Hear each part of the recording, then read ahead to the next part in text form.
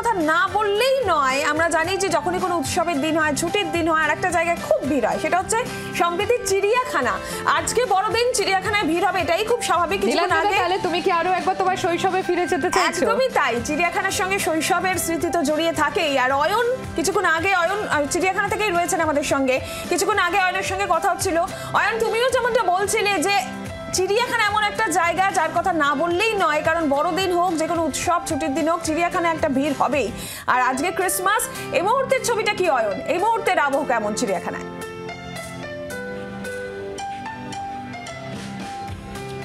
যেমনটা বললে যে আবহাওয়ার যে প্রতিকূলতা, সেই প্রতিকূলতা কিন্তু মানুষকে ঘরে আটকে রাখতে সম্পূর্ণ ব্যর্থ। সেটা চিড়িয়াখানা আমার চতুর্দিকে এই যে টিকটিক করছে মানুষের ভিড়, এই ভিড়ের ছবি দেখলে পরিষ্কার। আমরা এই ছবি দেখতে দেখতে বরঞ্চ এগিয়ে যাই চিড়িয়াখানার অন্যতম অ্যাট্রাকশন শিম্পাঞ্জি বাবুর খাঁচার দিকে। খাঁচার সামনে জনজোয়ার। একটা ছোট্ট তথ্য দিয়ে দিই এই ছবি দেখাতে দেখাতে, সেটা হচ্ছে প্রথম 2.5 ঘন্টা অর্থাৎ সকাল 9টা থেকে বেলা 11:30 পর্যন্ত আলিপুর চিড়িয়াখানায় প্রবেশ করেছেন 22,000 দর্শক।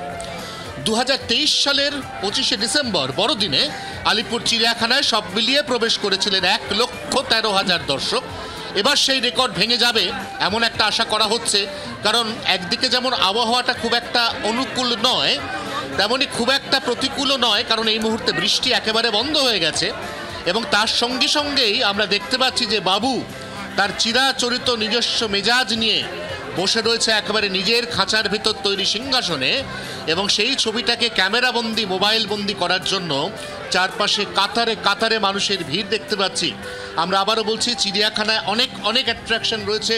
প্রতি বছর চিড়িয়াখানায় নতুন কিছু আকর্ষণ যোগ হয়, নতুন এনক্লোজার তৈরি হয়, কিন্তু এই বাবুর খাঁচার সামনে মানুষের যে উপচে পড়া ভিড়, এই যে আকর্ষণ, এই আকর্ষণ একেবারে অমোঘ।